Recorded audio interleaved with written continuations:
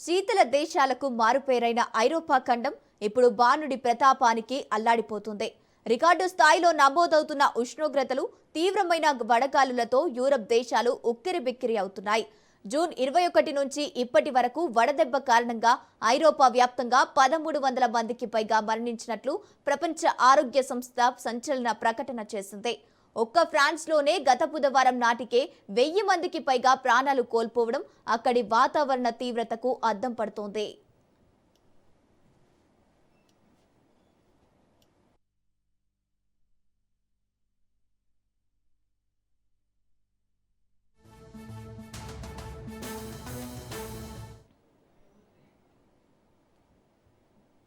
ఈ విపరీతమైన వేడి ఒక నిశ్శబ్ద హంతకిగా మారిందని WHO చీఫ్ టెడ్రోస్ అదనోము ఆందోళన వ్యక్తం చేశారు.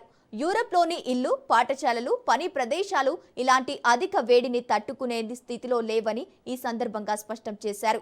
ఈ స్థాయిలో మరణాలు సంభవించడానికి ప్రధాన కారణాలు నిపుణులు చెబుతున్నారు. ఈ ఒక్కరోజే ఐరోపా వ్యాప్తంగా దాదాపు 19 కోట్ల మంది ప్రజలు 35 డిగ్రీల కంటే ఎక్కువ ఉష్ణోగ్రతలను ఎదుర్కోవాల్సి వస్తుందని అంతర్జాతీయ నివేదికలు హెచ్చరిస్తున్నాయి. ముఖ్యంగా జర్మనీ, చెక్ రిపబ్లిక్, హంగరీ, పోలాండ్ దేశాల్లో ఎండల తీవ్రత గరిష్ట స్థాయికి చేరింది. ప్రపంచ సగటుతో పోలిస్తే ఐరోపా ఖండం రెండింతల వేగంతో వేడెక్కుతోందని, తక్షణమే ఐరోపా దేశాలు కార్యాచరణ ప్రణాళికను అమలు చేయాలని WHO పిలుపునిచ్చింది.